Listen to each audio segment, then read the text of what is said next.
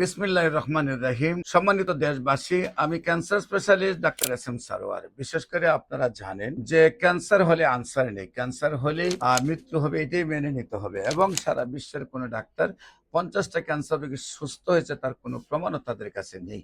বিশেষ করে আমরা বলবো, ক্যান্সার গবেষক অধ্যক্ষ doctor S M Sarwar YouTube, Facebook, Google, টিকটকে সার্চ করলে প্রায় 5,500-এর ঊর্ধ্বে ক্যান্সার রোগীর সাক্ষাৎকার পাবেন যারা সুন্দরভাবে সুস্থ হয়েছে। বিশেষ করে ঢাকা হাইকোর্টে যিনি প্র্যাকটিস করেন এবং চট্টগ্রামে কোর্টে প্র্যাকটিস করেন অ্যাডভোকেট আব্দুল্লাহ সাহেব, তার বোনের পিঠের মধ্যে ক্যান্সার হয়ে একদম 12 সেন্টিমিটার জায়গা নিয়ে এসে গোল করে গর্ত হয়ে যায় এবং মেরুদণ্ডের হাড় দেখা যায় এবং বিছানায় পড়ে যান। উনি উঠে দাঁড়াইতে পারেন না, বিছানায় প্রস্রাব পায়খানা করে। এই অবস্থায় আমরা চিকিৎসা শুরু করেছি, যখন সকল ডাক্তার চিকিৎসা ছেড়ে দিয়েছেন।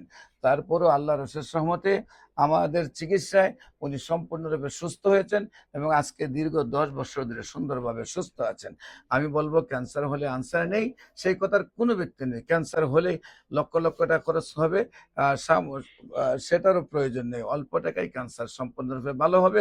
বিশেষ করে যে কোনো প্রয়োজনে গণস্বাস্থ্য হোমিওতে যোগাযোগ করার জন্য নিচে মোবাইল নম্বরে যোগাযোগ করেন। সবাইকে ধন্যবাদ। আসসালামু আলাইকুম ওয়া রাহমাতুল্লাহি ওয়া বারাকাতুহু।